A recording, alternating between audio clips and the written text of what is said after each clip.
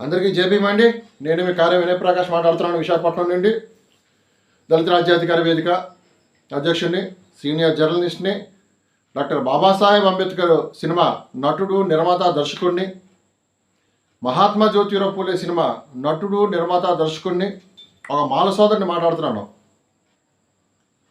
మనువాది మంద ఏలియా దొరగారికి ప్రేమతో మీ మాల తమ్ముడు ఒక చిన్న విన్నపం చేసుకుంటున్నానన్నా.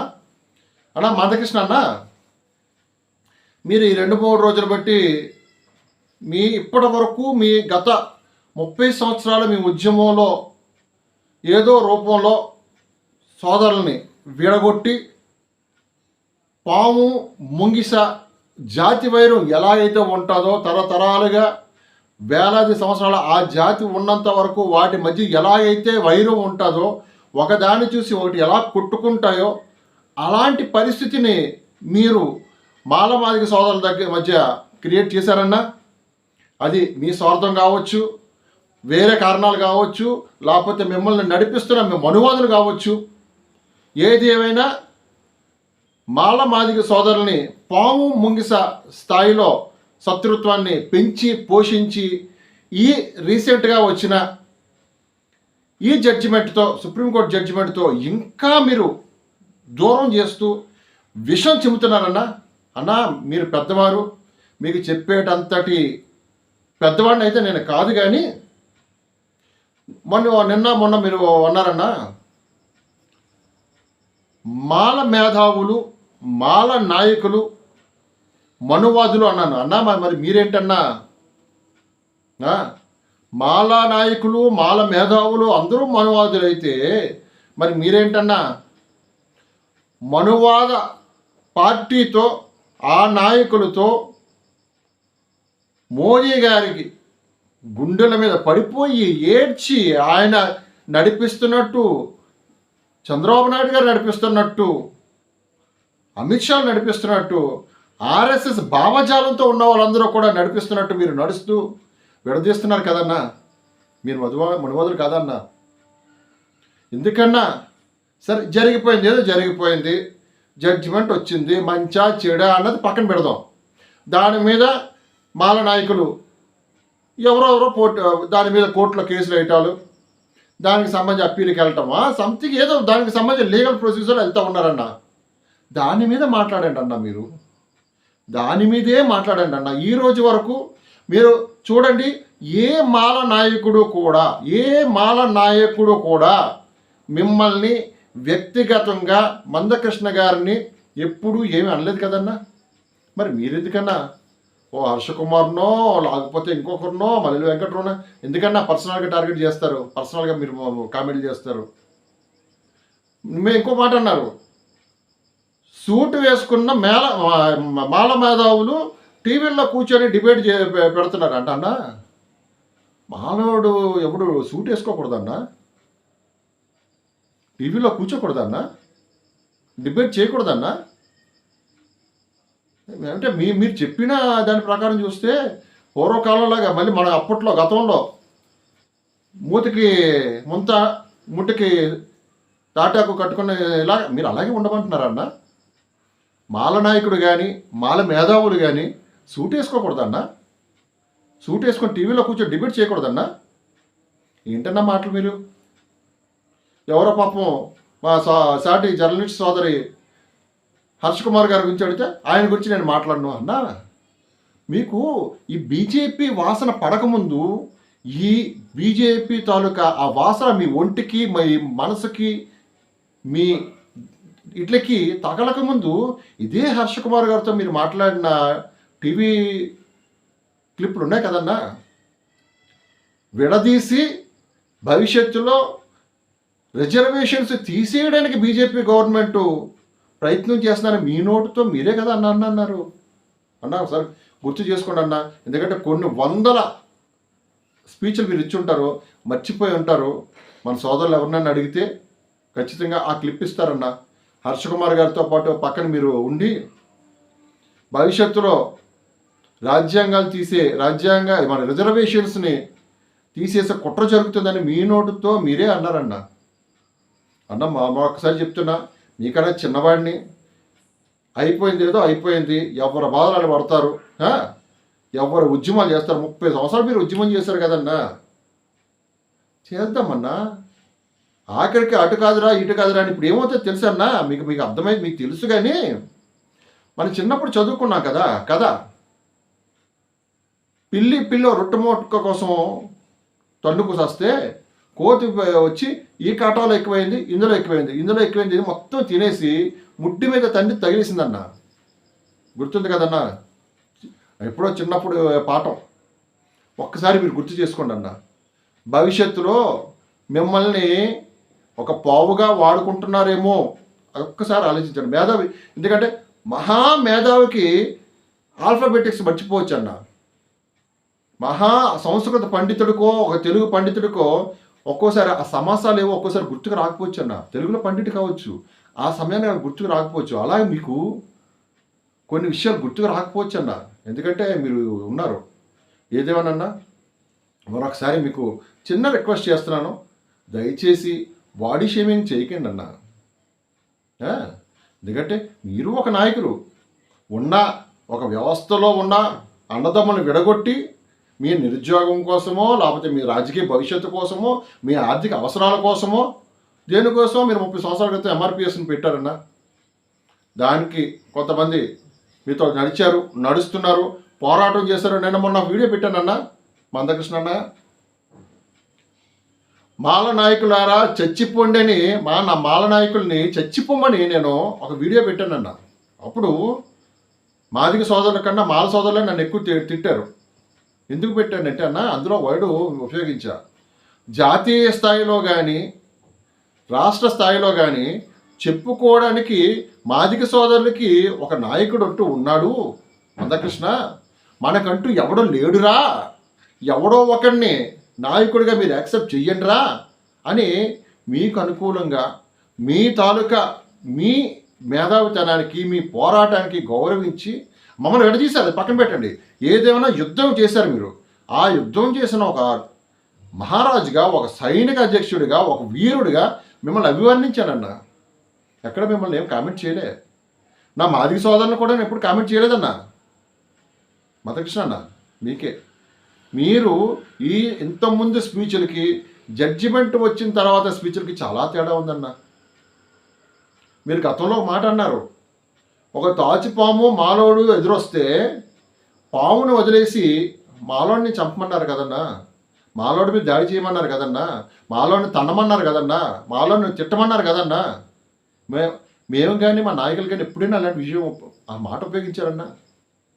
ఒక మాదిగ సోదరుడు కానీ లేకపోతే ఇంకోటి ఎదురొస్తే దాన్ని వదిలేసి మాదిగ సోదరుల్ని ఏమైనా చెయ్యండి అని ఏ రోజైనా ఉభయ రాష్ట్రాల్లో ఉన్న మాల నాయకుడు కానీ జాతీయ స్థాయిలో ఉన్న మాల నాయకుడు కానీ ఏ రోజైనా అన్నారన్నా? ఇదేనన్న దుర్మార్గంతో కూడిన మనువాదం అన్నా. మాల నాయకుల్లో మీరు అన్న ఒక విషయాన్ని నేను యాక్సెప్ట్ చేస్తా. రాజకీయంగా ఎదిగిన కొంతమంది మాల నాయకులు మిగతా వాళ్ళని పట్టించుకోవట్లేదనండి, ఒప్పుకుంటా. కొంతమంది స్వార్థపరులు ఉన్నారు, అందరూ కూడా కరెక్ట్ నాయకులు మాల నాయకులు నేను అంటుండే. ఇందులోనూ దొంగలు ఉన్నారు, మోసగాళ్ళు ఉన్నారు, మాయగాళ్ళు ఉన్నారు, అంబేద్కర్ని అమ్ముకుంటున్నవారు, అంబేద్కర్ని తాగడ పెడుతున్నవారు కూడా ఉన్నారు. ఆ విషయాన్ని నేను మాట్లాడటం లేదన్నా. కానీ మీరు ఒక మాట అన్నారు చూసారన్నా, మందకృష్ణ అన్న, మాల నాయకులు